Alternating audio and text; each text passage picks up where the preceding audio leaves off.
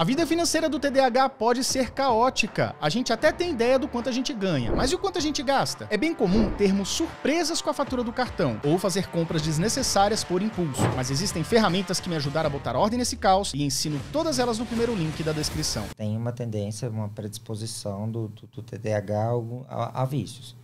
Como é que é isso? Imagine que se eu não consigo me concentrar em algo, se eu tenho dificuldade para me concentrar em algo, se aquela atividade ela se torna extremamente cansativa, como é que eu vou esperar que você goste ou sinta prazer, por exemplo, em escrevendo a sua biografia? Se foi algo já difícil, como é que eu vou esperar que você consiga se conectar com aquilo? Então depende do que de prazer e do quão difícil, do quão a pessoa se pressionou para fazer uma atividade, porque ir lá abrir a Coca-Cola e tomar é mais fácil. É a felicidade na lata, né? Gera um estímulo que vai prender a concentração ali. Mas a gente começa a observar isso com outras atividades a partir do momento que você consegue melhorar, ajudar na concentração, né? Tem-se nos estudos, por exemplo, mais com crianças e adolescentes que eles têm a sensação, muitas vezes, de monotonia quando começa o tratamento. E optam por não tratar. É claro que eu tenho adultos que acreditam que eles se tornam menos criativos a partir do momento que eles se tratam. Mas isso é verdade mesmo, doutor? Será que isso não é uma sensação? Porque o cara estava tão agitado, ele deu uma acalmada, aí ele acha que ficou, sei lá, burro, assim, não é burro, mas menos criativo, né? Alguma coisa assim. A diferença está na quantidade de pensamentos que vêm à cabeça e que persistem ali por mais tempo. Mas pensando vai estar o tempo todo. Isso aí não tem como, o tempo que tu estiver acordado. Né? Mas a gente percebe muito isso em criança e adolescente, porque os adultos, quando eles nos procuram, geralmente eles já estão frustrados com relação a atividades que eles gostariam ou precisariam fazer e não estão tendo sucesso naquilo. Então, a partir do momento que ele consegue se conectar com a atividade, por mais que ela seja monótona ou chata, mas que aquilo dá um retorno positivo para ele, ele se sente bem.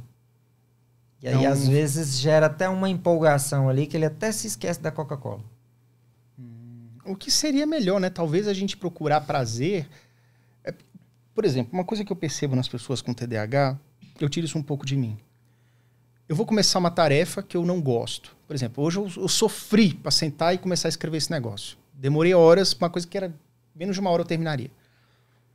Nisso eu sinto vontade de tomar um cafezinho ou ir no comércio pegar um energético. Energético é uma coisa que eu odeio também, a gente vai falar um pouco sobre isso, porque ele me dá um gás nos primeiros 7 minutos. Mas depois dos outros 30 minutos eu me sinto mal por ter bebido. É como se fosse assim, beleza, ele dá um gásinho, um ânimo, mas depois ele deixa o meu organismo meio instável. Mas enfim, o que eu estou dizendo é o seguinte, a gente reluta ao máximo para fazer aquela atividade que não é prazerosa, mas depois que eu começo a escrever, vai embora. Flui. Então, de repente, uma dica interessante, ou talvez um pensamento, é o fato de que a pessoa com TDAH tem que pensar assim, beleza, eu sei que eu vou enrolar 2, 3 horas para fazer um negócio que em meia hora eu termino. Por que eu não tento tornar esse processo mais interessante ou enxergar essa atividade com um pouco mais... enxergando como algo mais interessante? A questão é como. Mas tem alguns fatores de confusão aqui, porque você viu que você me disse que você buscou um café, que você buscou um energético, que são o quê? Estimulantes. E que deixar para a última hora, muitas vezes gera adrenalina, e que a gente usa medicamentos que geralmente são o quê? Estimulantes. Então, tem um fator de confusão aqui de até que ponto, por exemplo, as pessoas não buscam... Tem pessoas que eu atendo que às vezes me falam ali, você é ansiosa? Sou. Quanto de café que você toma? Tomo 2 garrafas por dia. Aí não dá, né? Aí você já... né, o nosso TDAH-dômetro aí já até acende. Até se acende. Porque é um pouco meio incompatível, mas assim... Incompatível café com ansiedade, né? Muitas vezes. Mas assim, são múltiplos fatores que vão influenciar nisso. E o que vai tornar aquela... Assim, como que eu vou cobrar da pessoa que ela acha aquela atividade interessante se ela não está enxergando um retorno ou se ela não teve ainda o retorno daquela atividade.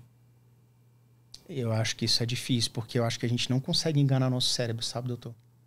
Pelo menos assim, a gente pode... se você realmente não gosta daquilo, vai ser muito difícil você fingir que gosta. Sim.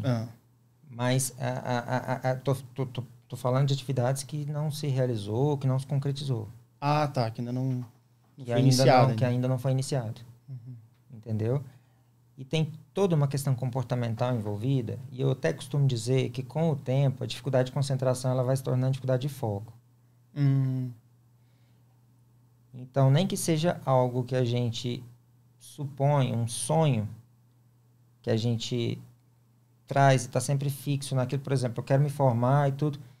E aquilo vai me dando força, imaginando o dia da formatura, aquilo vai me dando força, aquilo vai me dando condições, ou vai me levando a persistir na faculdade, passando por matérias que eu gosto ou não. E toda vez que eu vou me sentar para estudar, eu vou imaginar para o TDAH isso é mais difícil. Ele não consegue visualizar um futuro muito distante. Ele não está acostumado a isso. Ele não está habituado a isso. Ele está habituado a ser imediatista desde mais novo, quando ele começa a perder o interesse por situações que ele não consegue se concentrar, para as quais ele não consegue ter concentração, e vice-versa. Então, deixar de ser imediatista, algo que é bastante comum no TDAH, pode ser também uma questão de treino, doutor? E comportamental, com certeza. E aí entra o quê? Entraria uma terapia? Entraria um medicamento? O que você acha? Ambos. As terapias, os tratamentos conjugados são os que dão um resultado maior. Né? Mas não dá para diferenciar, não dá para separar totalmente os sintomas do TDAH com o medicamento e desencrustar esses sintomas da personalidade da pessoa. Porque a gente vai sendo moldado de acordo com as nossas experiências. E aquele negócio de que você passou anos detestando tal coisa, tal atividade. Tem coisa que não é água mole pedra dura, tanto bate até que fura. Eu acredito nisso. Por exemplo, eu detesto escrever. E eu nem gosto de falar muito isso, que eu falo quando você repete. Mas o lance é que eu não consigo sentar para escrever. Eu tenho muita dificuldade mesmo, desde sempre. Eu enrolo. Quando eu fiz meu TCC na faculdade, às vezes eu passava a noite inteira para fazer um terço de página, ou meia página, e era terrível. Então, assim, não adianta eu querer ser um advogado. Vou ter que escrever petição, peça, vou ter que ler pra caramba, às vezes também ler, eu tenho um pouco de dificuldade. Talvez a pessoa possa facilitar a sua própria vida. Então, vamos supor, eu não daria conta de ser um advogado, mas eu posso entrevistar, posso fazer vídeos, eu posso mexer com outras coisas que sejam estimulantes. Você não gosta de escrever desde sempre, você nasceu não gostando de escrever e a partir daí nunca conseguiu se concentrar para escrever? Ou você teve dificuldade de se concentrar para escrever e a partir daí não conseguiu gostar de escrever? Não sei dizer, mas desde pequeno eu tive dificuldade de escrita. Eu não copiava, tinha esses problemas. Sim. Aqui que se começa... Desde pequeno, inclusive, a influência daquele estado emocional que a criança está no aprendizado. É como se falar em estimular a leitura, por exemplo. Né? Que vai envolver desde dos professores, que vai envolver desde a situação de sala de aula, que vai envolver desde a forma como aquela criança, lá no início, ela é tratada e como ela vai reagindo e se adaptando e se desenvolvendo aquilo. Então você acredita que, por exemplo, duas crianças com TDAH semelhantes, não são iguais, uma cresce numa escola que estimula, que faz de um jeito diferente, e uma outra que a criança é mais largada, ou então a professora é brava. Você acha que isso pode influenciar, sei lá, na linha da vida da pessoa? Com certeza influencia, mas de uma forma muito mais dinâmica. Né? A gente, assim, simplificando, mais ou menos isso. Por exemplo, eu tenho pessoas que já aconteceu de paciente me dizer assim que o primeiro fato da sua timidez, que você se lembra, lá na escola e tudo, eu não aguentava ficar quieto e a professora me humilhou na frente de todo mundo. Teve um fato ali, né? A partir dali ficou. Aí ele começou a ficar quieto. E aí a pessoa chama assim, não, você é quieto, você é quieto. Não, mas eu não sou quieto. Eu acho que no fundo ele nem se reconhece como quieto, sei lá.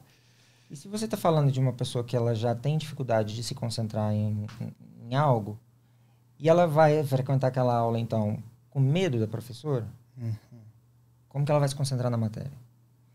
E ela não vai gostar daquela matéria. Então, assim, é um conjunto de fatores, uma série de fatores que vai nos moldando e que com certeza influencia nisso, nas nossas preferências, inclusive.